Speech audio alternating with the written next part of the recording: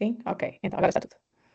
Então, como eu tinha dito há pouco, depois de falarmos então aqui de fisiologia e de pequenas complicações, mas que não podemos considerar propriamente patologia, porque felizmente são autolimitadas, vamos agora falar então verdadeiramente de patologia do puerpério. A patologia do puerpério é naturalmente mais comum na fase imediata e precoce, ok? Se bem que podemos ter algumas, nomeadamente os eventos trombóticos e depressivos, na fase do puerpério mais tardio. Para quem chegou mais tarde, recordo-vos que o imediato é as primeiras 24 horas, precoce até à primeira semana e tardio depois a partir então dessa segunda semana até à sexta ou oitava semana. As complicações mais comuns em termos patológicos são então a hemorragia, ok? E continua a ser uma causa de morte importante de mortalidade materna. Depois, as causas infecciosas, seja de infecção do períneo, da ferida operatória, da mama ou do próprio útero, chamada endometrite. Depois, os eventos trombóticos. E, não menos importante, as questões psiquiátricas, nomeadamente a depressão, ok? Não vou aqui falar, como vocês entendem, da mulher que já traz patologia prévia, não é? Vamos imaginar uma mulher que tem de base, deixem-me pensar num evento qualquer, um síndrome antifosfolipídico, que por si só já tem uma natureza protrombótica, ok? Eu tenho que ajustar, obviamente, o seu estado de saúde à nova fase. Nós sabemos que o puerpério também é protrombótico, se a mulher tem tendência já a ter eventos trombóticos, eu vou ter que ter, obviamente, hipocoagulada, tá bem? Portanto, eu não vou trazer para aqui a mulher que traz uma carga de patologia para o puerpério, porque isso já era o seu estado fisiológico. Vamos sim falar da patologia específica do puerpério, tá bem? Então, como eu vos dizia, a hemorragia pós-parto é de facto a principal causa de morte ainda e de mortalidade materna no puerpério nos países subdesenvolvidos.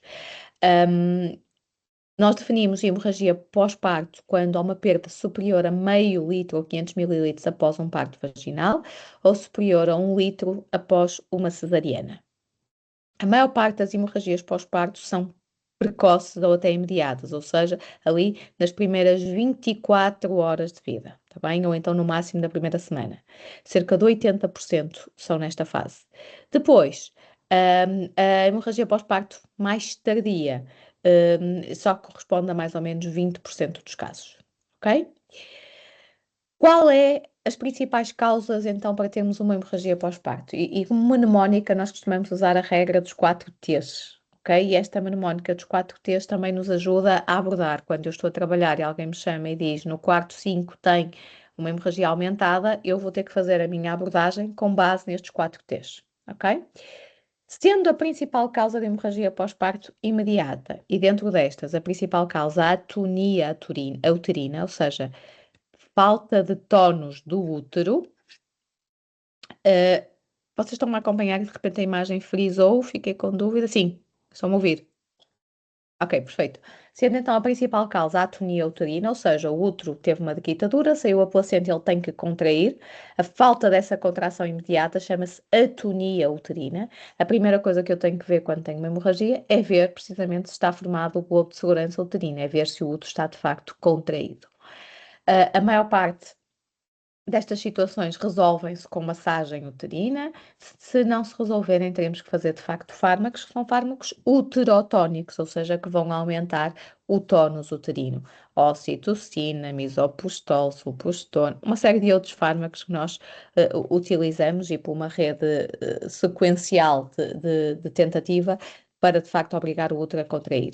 Só passamos para abordagens mais invasivas, sendo o balão intrauterino um deles, ou seja, nós colocamos um balão dentro do útero, porque vai obrigar então a contrair contra o balão e vai comprimir os vasos e diminuir a perda de sangue, ou mesmo a cirurgia, e algumas mulheres acabam com esterectomias por atonia uterina, são de facto situações mais extremas, mais raras, mas que existem e fazem parte do nosso dia a dia.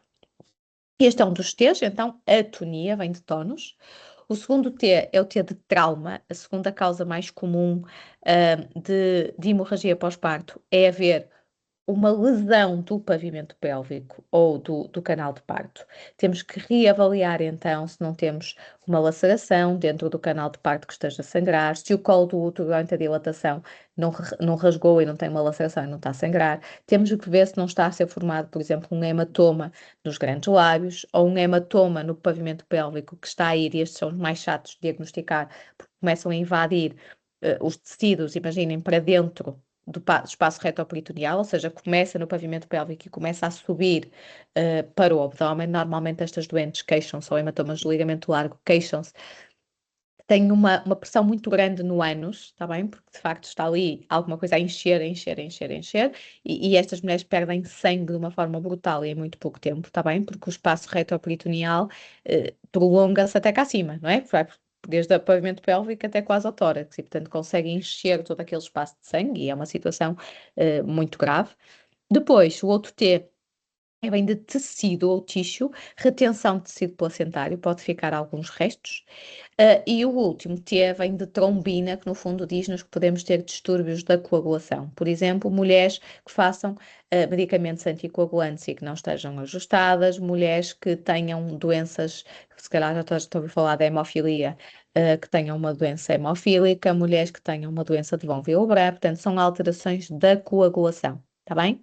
Uma nota importante é que a avaliação do sangue que a mulher já perdeu é muito subjetivo, ok? Nós só quase o conseguimos fazer a nível de um bloco operatório, se estivermos a fazer uma cesariana, estamos a aspirar o sangue e estamos a contabilizar, porque normalmente ela já perdeu muito mais do que aquilo que nós pensamos, ok? Nós costumamos dizer que a perda real da mulher é o dobro daquilo que de facto nós pensamos que ela perdeu.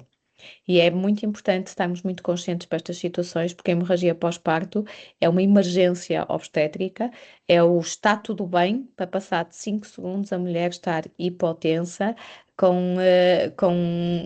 quase em choque hipovolémico, está bem? E, portanto, a necessidade de atuação imediata, e isto justifica porque é que continua a ser a principal causa de mortalidade no puerpério nos países em que os partos não são hospitalizados.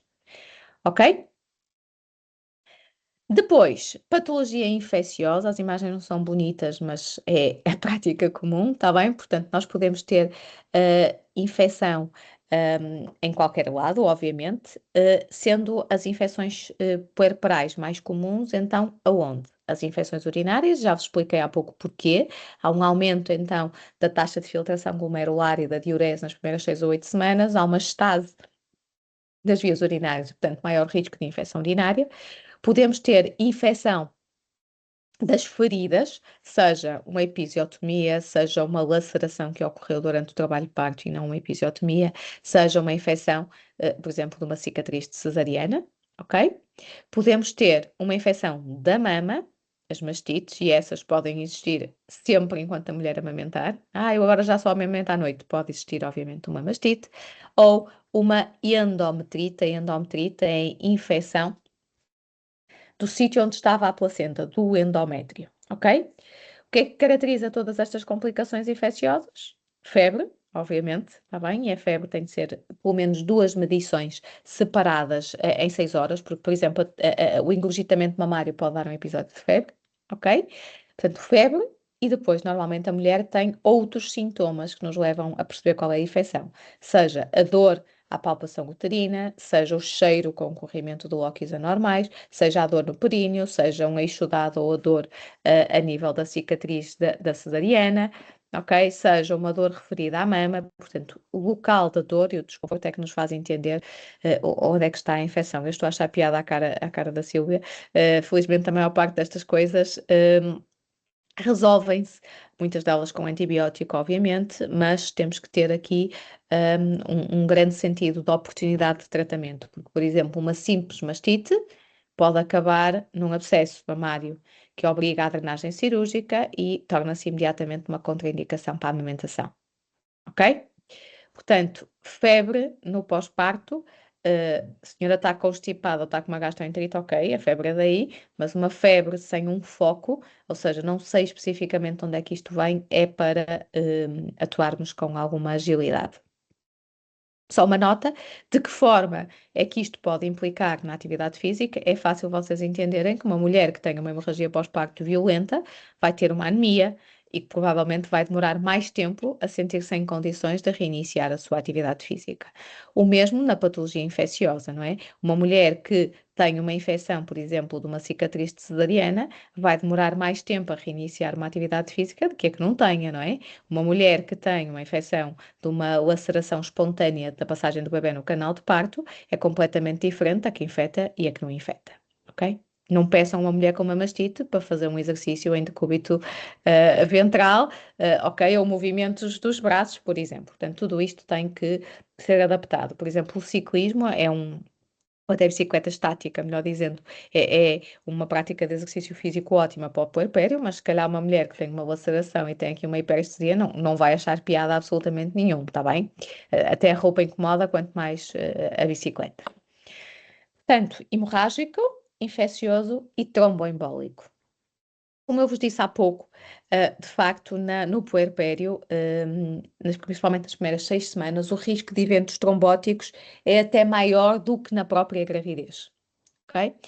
E isto relaciona-se com alterações fisiológicas que são mesmo necessárias para que a mulher não se esvaia em sangue, ok? Para contrairmos o útero e não haver uma hemorragia pós-parto, precisamos de eventos trombóticos placentares. Mas isto pode desencadear trombos noutros sítios, ok? Mas têm, obviamente, graus de complexidade diferente. Daqui para a esquerda para a direita, menos grave, mais grave. Da esquerda para a direita, mais frequente, menos frequente, obviamente, está bem? Portanto, a trombose venosa superficial é apenas um sinal inflamatório local. É a senhora que diz, aqui nesta zona da perna tenho um dor ligeira, está quente, está com eritema, mas é uma coisa superficial. Nós palpamos e ela tem dor à palpação do trajeto venoso. Normalmente, nestas situações, não há propriamente uma necessidade lógica de hipocoagular a mulher, mas fazemos de facto anti-inflamatórios e promovemos o uso de meia de contenção para evitar uma trombose venosa profunda, que é a complicação a seguir. E que aqui o vaso afetado é de facto um vaso de maior calibre e por isso não são só sinais inflamatórios locais. Esta mulher tem de facto um edema claudico, ou seja, não consegue andar ou como que manca quando está a andar, tem um inchaço da perna e pode ter até alteração da coloração da pele. Isto diagnostica-se pela suspeita clínica, obviamente, e também pelo Doppler, ou seja, uma ecografia que nos permite ver o trajeto destes vasos. Qual é o grande problema das tromboses venosas profundas? É que podem avançar para um tromboembolismo pulmonar, que é obviamente uma complicação com risco sério de vida, não é? A presença de trombos nos vasos pulmonares, que vai dar normalmente uma dor torácica súbita, que vai levar à falta de ar. A gravidade disto depende do calibre dos vasos que estão afetados, não é? Se forem um bocadinho só do segmento do pulmão, as pessoas não sentem nada de especial. Mas se tivermos uma tromboembolismo pulmonar bilateral, ou seja, os dois pulmões estão com vasos afetados, esta mulher vai ter provavelmente uma hipóxia, ou seja, baixa do seu oxigênio, pode mesmo desmaiar, e isto é uma indicação, obviamente, para internamento. Mais raro ainda, mas que também acontece, mas de facto muito raro, são as lesões de trombose pélvica. Okay? A mais comum, a trombose da veia ovárica. Isto normalmente temos de ter um grande diagnóstico de suspeição, porque é difícil lá chegar. É a mulher que entra, que está com febre subfebril há 2, 3 dias, que tem uma dor, mas que é inespecífica, ela está desconfortável.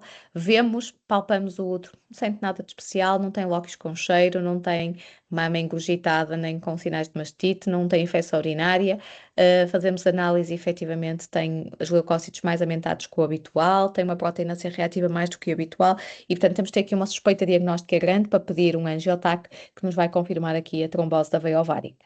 Mais raro ainda, e é mais grave ainda, é termos uma trombose pélvica profunda, ok? É que é a mulher, isto é verdadeiramente a mulher com febre sem foco. A mulher que tem uma febre, nós não percebemos de onde vem, mas de facto ela não tem dor absolutamente nenhuma e, portanto, é uma trombose de vasos pélvicos e não dos membros, ok? Profundos, portanto, vasos de grande calibre. E, portanto, é a típica febre que não responde ao antibiótico, ok? Mas responde à anticoagulação, porque na verdade o que estas mulheres têm não é infecção, mas é trombose em vasos profundos. Tudo bem até aqui? Pronto. E depois, não menos importante, os distúrbios psiquiátricos. O puerpério é caracterizado por uma alteração hormonal brutal, como eu vos expliquei há bocadinho, não é? 9 meses a produzir hormonas e em 5 segundos sai uma placenta e as hormonas começam todas ali abaixo, ok? Estas alterações e esta alteração hormonal súbita é obviamente um período de particular suscetibilidade de patologia psiquiátrica, não é? Se vocês pensarem, as mulheres quando entram na menopausa ficam mais irritáveis, humor depressivo, com maior tendência à patologia psiquiátrica e a menopausa é progressiva, não é? Imaginem de um momento para o outro uma ditadura e de um momento para o outro temos então estas alterações hormonais. Cerca de 80% das mulheres vão ter um blues pós-parto, ou seja, uma situação muito transitória, que normalmente tem o seu pico ali pelo quinto dia pós-parto e que resolve nas primeiras 2 semanas, em que a mulher está sensível, irritável, com alguma insônia, chora com facilidade. E é quando nós dizemos literalmente que as hormonas não ajudam, ok? Normalmente isto resolve-se com suporte familiar, não é? Com muita paciência, e com o repouso. Se as insónias se tornarem verdadeiramente incapacitantes, pode mesmo ser necessário medicar e não tem mal nenhum, é preferível medicar 2, 3 dias e ajudar a mulher a passar esta fase do que entrarmos aqui num período de privação de sono extremo e chegarmos às situações mais raras, felizmente, mas não são não tão raras assim, 10% das mulheres no pós-parto vão ter depressão. A depressão no pós-parto não é só no imediato, a depressão pós-parto é a depressão que ocorre no primeiro ano até após o parto, ok? E normalmente é mais comum em quem? Em quem já tem um historial de depressão, ok? Mas não só nestas mulheres. Estas mulheres precisam de um grande suporte, porque o risco de uma psicose pós-parto também existe, está bem? Existem casos raríssimos, mas existem, de mulheres que desenvolvem delírios com os bebés, e que lhes podem efetivamente infringir algum sofrimento, está bem? É raro, mas é preciso saber diagnosticar uma depressão para podermos apoiar esta mulher. Normalmente as mulheres não querem fazer mal a ninguém, elas coitadas só querem é que as deixem sozinhas, e sentem-se verdadeiramente tristes porque devia ser um momento bom da sua vida, mas a única coisa que elas sentem é cansadas, frustradas, sem capacidade de cuidar do seu bebê e, portanto, muito pouco socialmente aceites, ok? A depressão é uma doença como outra qualquer e merece o seu respeito, e merece o apoio, porque só com este apoio é que esta mulher vai dar a volta, logo se a criança vai ter outro tipo de cuidado e a família vai dar a volta, ok?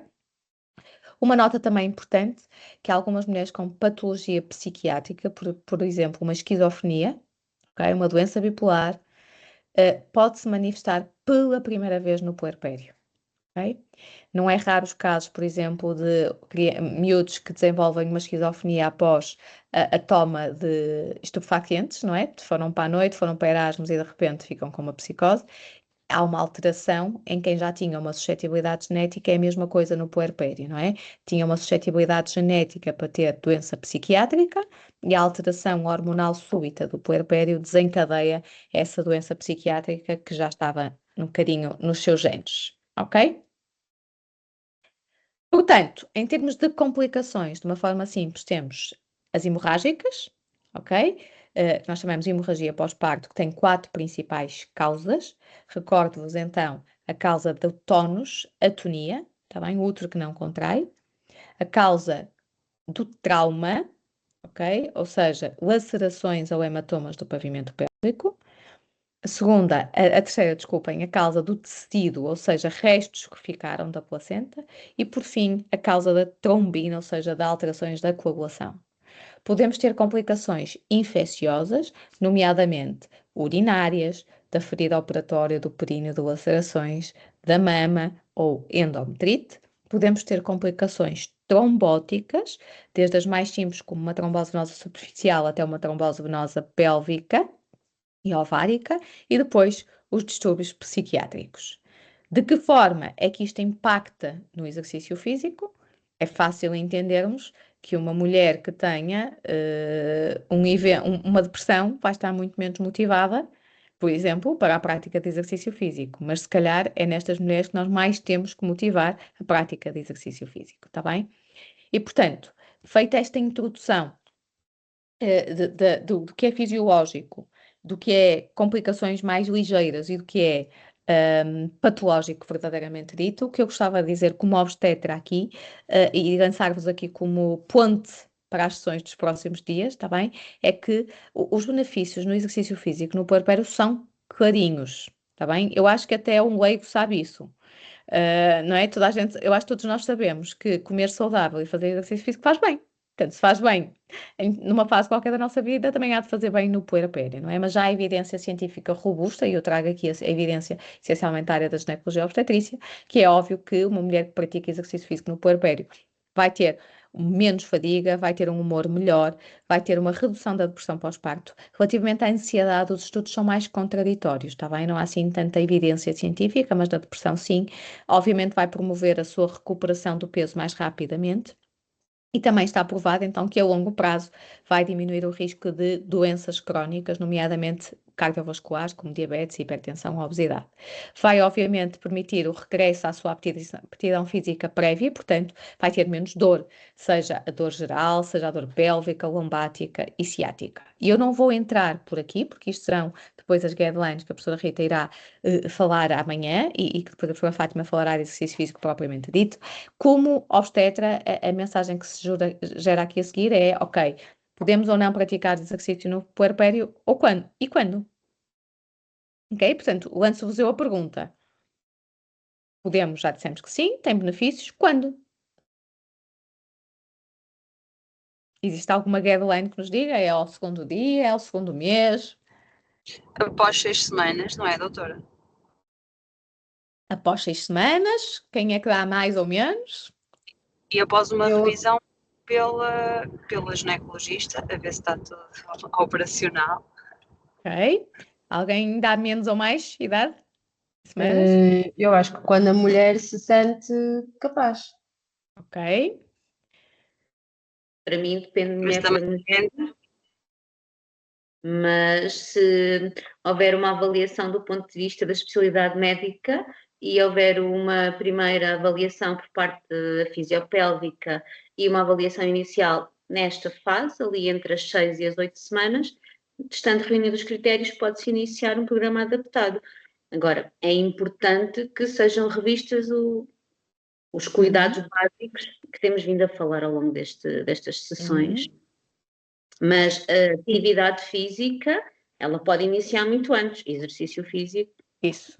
Ok. Atividade, essa é a nota, não é? Atividade física, por favor, tirem as mulheres da cama 6 horas no máximo após um parto, está bem?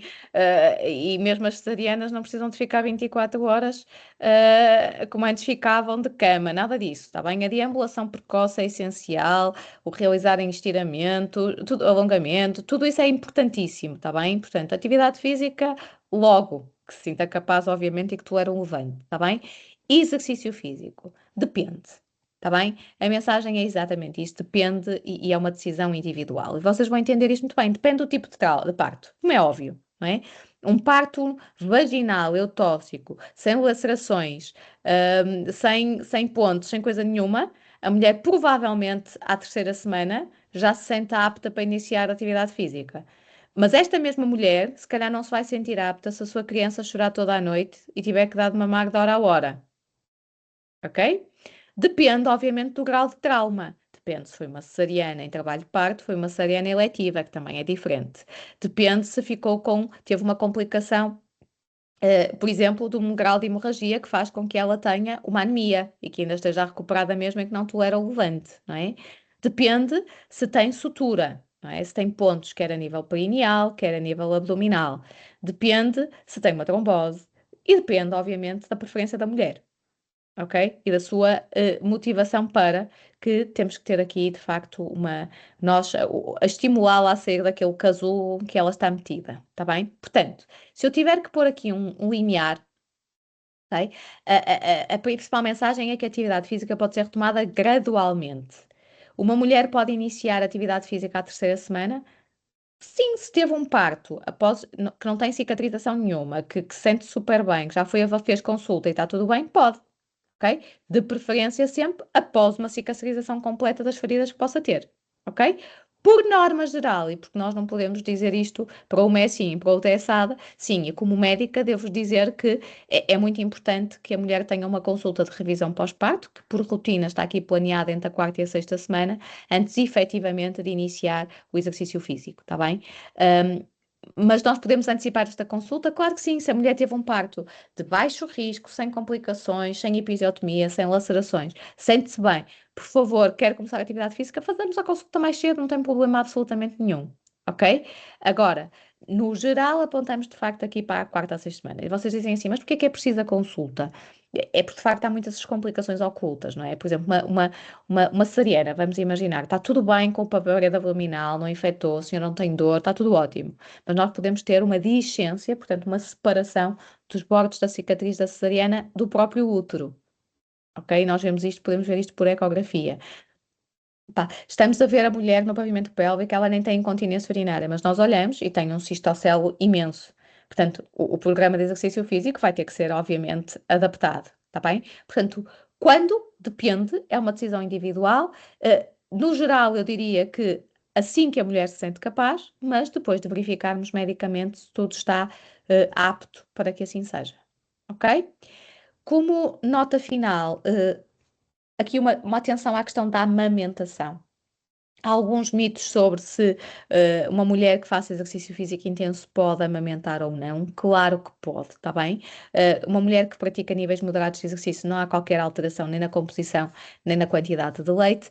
Na mulher que pratica exercício físico intenso, é de facto que no imediato, no pós-exercício físico, pode haver ácido láctico aumentado no leite materno e o ácido láctico dá um sabor horrendo ao leite e os miúdos não gostam nada, ok? Portanto, nestas mulheres, o que se recomenda é que elas amamentem ou então extraiam leite antes do exercício físico para que ele ainda não esteja, entre aspas, contaminado pelo ácido lático que eles não recusem, mas também porque é importante evitar o desconforto do engurgitamento mamário a quando da prática de exercício físico. Ter, de facto, uma mama túrgida e ir fazer o que quer que seja, por muito que seja um movimento que para cima e para baixo, muito ligeiro, vai provocar extremo desconforto, está bem? E, portanto, a recomendação aqui para a amamentação prévia, se possível. Como nota, então, para as vossas sessões seguintes, e como obstetra, dizer-vos que o Colégio Americano de Ginecologia e Obstetrícia é muito claro sobre a prática do exercício físico na gravidez e no pós-parto, está bem? E apesar de ser, é muito claro, mas muito parco em palavras. Um, sobre o capítulo do pós-parto, primeiro, eles não revêem isto desde 2015 e segundo, é exatamente isto que estão aqui a ver. Tem este parágrafo, está bem? Não diz muito mais do que isto. Mas diz aquilo que de facto é a mensagem importante para mim, é que de facto a participação em programas de exercício no pós-parto é importantíssimo, é um momento-chave de promoção da saúde. Muitas mulheres iniciam a prática de exercício físico nesta fase da sua vida e depois vão mantê-lo. Portanto, é uma oportunidade de promoção da saúde, de forma a prevenir a doença cardiovascular e a obesidade.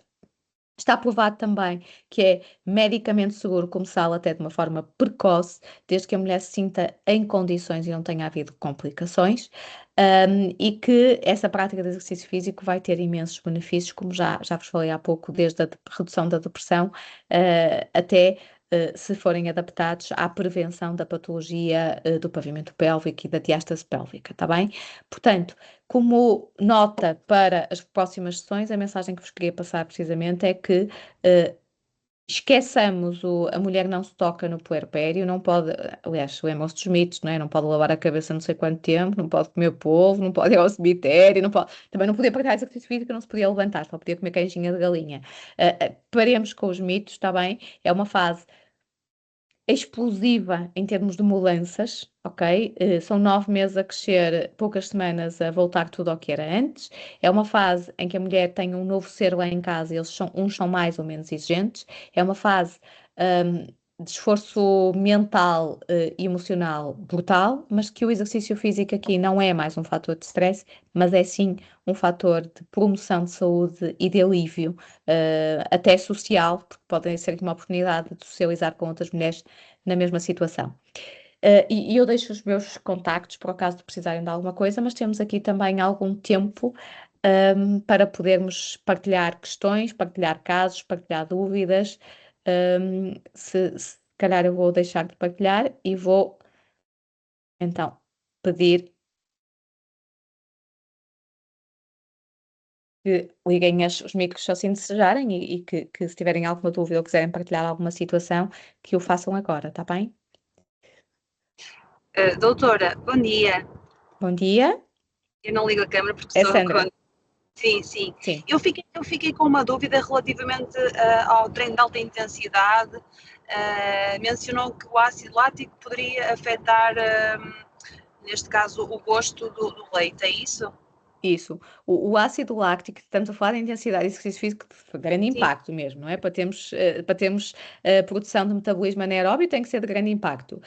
Mas, de facto, quando existe produção anaeróbia, existe produção de ácido lático. O ácido láctico tem um sabor desconfortável e que os bebés não gostam nada no leite, está bem? E, portanto, normalmente na mamada a seguir pode haver recusa. Por isso é que está recomendado amamentar antes.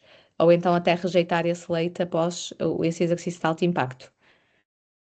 E Ok. estaríamos a falar aí essencialmente de mulheres atletas, não é? Porque a mulher Isso. do dia a dia não está envolvida em programas de alta intensidade, não é? Ok, obrigada. Nada. Mais alguma questão?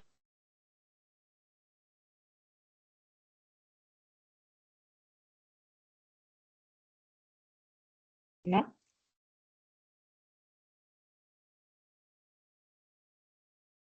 Ok. Portanto, ou eu fui muito clara, ou não suscitei entusiasmo nenhum. Não, mas isto é uma área muito gira. Tenho a certeza que vocês vão gostar imenso. E eu é que tenho pena de não assistir às próximas aulas, porque de facto às vezes não é fácil, mas temos aqui todos uma oportunidade de partilha imensa com esta pós-graduação e que vai beneficiar, obviamente, a vossa prática profissional, mas principalmente as mulheres que vocês beneficiarão. Isso para mim, sou médica e que estou no contexto clínico todos os dias, é o mais gratificante que pode existir. Bem? E, portanto, peço-vos também que continuem a promover a prática do exercício físico e a desmistificar muitos mitos que muitos profissionais de saúde ainda têm, está bem? A começar pelos meus colegas. Ok? Eu já vi muito boa gente quando as senhoras perguntam, mas quando é que eu posso ir para o ginásio? Oh, mulher, por favor, trata da criança agora, ok? As pessoas fogem daquilo que não sabem, não é? E às vezes cometem erros que têm, obviamente, impacto para aquela mulher. E têm que saber que há programas de exercício espetaculares, Adaptados. É isso mesmo, adaptados, exatamente. podem levar os bebés e tudo, e que não é propriamente para andar aos saltos e a pegar em halteres. Exatamente, exatamente. Mas Ok, perfeito. muito obrigada à doutora Nada. Cristina. Eu sabia que esta aula seria mais curtinha, porque acho que podemos partilhar com os colegas que anteriormente nas outras pós-graduações nós juntamos parto e pós-parto e a sensação que eu tinha era que corria a todo o gás e de facto corria. Porque juntar as outras 3 horas que foram intensas com agora esta hora e meia seria difícil. Mas acho que é importante darmos tanto valor ao pós-parto como damos à gravidez. As mulheres sentem muito que durante a gravidez são elas, toda a gente se preocupa com elas. A partir do momento, deixam de se chamar Cristina, Rita, Lúcia e Sónia, passam-se a chamar a mãe do. Ou mamã, que é uma coisa irritante. E isso, as pessoas até se sentem orgulhosas, mas é no imediato, porque depois no subconsciente deixam de existir. Não é? E isso provoca muito desconforto intrínseco e muita ansiedade. E, portanto, se promovermos algo para elas, não é de facto. E são os bebés que vão com elas e não elas que vão com eles, isso muda muita coisa. Bem. Perfeito, Rita, eu vou partilhar então a apresentação e estou disponível para as perguntas que surgirem nos próximos dias. Na última sessão eu recebi alguns e-mails, estejam à vontade, está bem? Eu vou parar a gravação agora. E